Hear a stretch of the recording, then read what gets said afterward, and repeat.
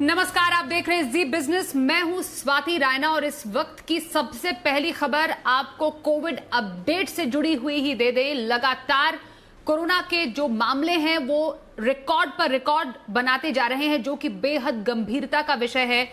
भारत में पिछले 24 घंटे की बात की जाए तो 4,14,188 नए मामले सामने आए हैं। इसी दौरान 3,915 लोगों की कोविड की वजह से मौत भी हुई है। हालांकि इन सब के बीच जो राहत भरी खबर थोड़ी बहुत हो सकती है वो ये है कि बीते 24 घंटे में 3,31,507 लोग कोरोना से ठीक भी हुए हैं। फिलहाल देश में अगर एक्टिव केसेस की संख्या के बारे में आपको बताएं तो वो है 35,66,398।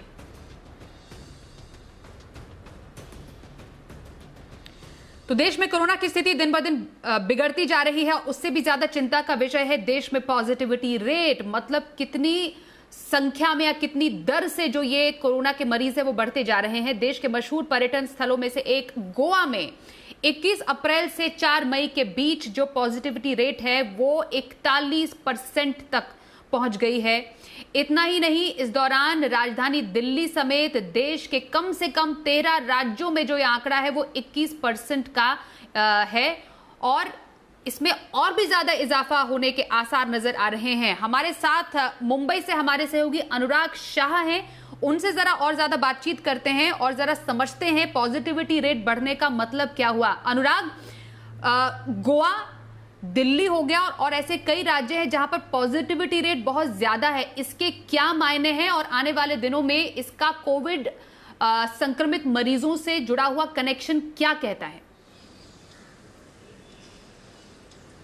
बिल्कुल, जैसे कि गोवा में अभी आपने बताया कि 41% है जो पॉजिटिविटी रेट चल गया है, जो 2 हफ्ते का एवरेज लिया गया है 21 अप्रैल से लेके 4 मई तक का, तो ये काफी ज्यादा चिंताजनक है। इसके बाद जो देश की राजधानी दिल्ली है वहां पर भी पॉजिटिविटी रेट 31% है, जबकि ये जो 8 अप्रैल से 21 अप्रैल के बीच में ये पॉजिटिविटी रेट 19% ही थी, लेकिन ये 31% अभी बढ़ गई है। इसके अलावा तीसरे नंबर पे आ रहा है पश्चिम बंगाल, जहां पर पॉजिटिविटी रेट पिछले 2 हफ्ते का औसत है वो 30% है। तो ये काफी चिंताजनक संकेत दे रहे हैं। 30% और 40% तक की जो पॉजिटिविटी रेट, इसमें औसतन जो 13 राज्य है देश के वहां पर 21% से ज्यादा पॉजिटिविटी रेट है। उसमें छत्तीसगढ़, मध्य प्रदेश, महाराष्ट्र, ये तमाम राज्य हैं जहां पर 21% से ज्यादा पॉजिटिविटी रेट है। तो ये कहा यह जाता है एक्सपर्ट के द्वारा कि 10% से ज्यादा जो पॉजिटिविटी रेट होती है वहां पर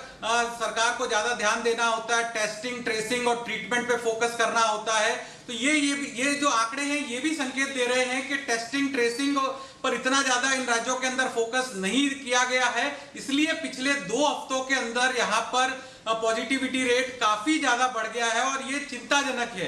केवल 2 राज्य है, महाराष्ट्र और छत्तीसगढ़, जहां पर 2 हफ्तों के अंदर मामूली सी गिरावट हुई है पॉजिटिविटी रेट के अंदर। महाराष्ट्र के अंदर 25% से घट के 23% हुआ है और छत्तीसगढ़ के अंदर ये जो पॉजिटिविटी रेट है 29% से घटकर 28% है। केवल असम और नॉर्थ ईस्ट के कुछ राज्य है वहां से कुछ संतोषजनक संकेत है, वहां पर पॉजिटिविटी रेट 5% के आसपास है, लेकिन जो बाकी बड़े राज्य हैं देश के 13 से ज्यादा राज्य हैं जो 21% से ज्यादा की पॉजिटिविटी रेट दे रहे हैं। तो इसमें लगता है इसी दौरान जो ज्यादातर राज्यों ने स्ट्रिक्टनेस बढ़ाई है।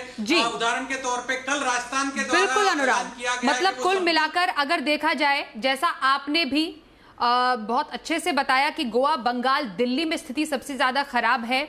यहाँ पर पॉजिटिविटी रेट सबसे ज्यादा है और ऑल इंडिया पॉजिटिविटी रेट 21% है। मतलब जो कुल मिलाकर जितने लोग टेस्ट कराते हैं उसमें अगर ज्यादा से ज्यादा मैक्सिमम पॉजिटिव अगर आते हैं तो वो गंभीर स्थिति होती है और 10% से ज्यादा पॉजिटिविटी रेट वैसे भी बढ़ते हुए मामलों का प्रतीक है। बहुत शुक्रिया अनुराग इस पर और ज्यादा जानकारी देने के लिए।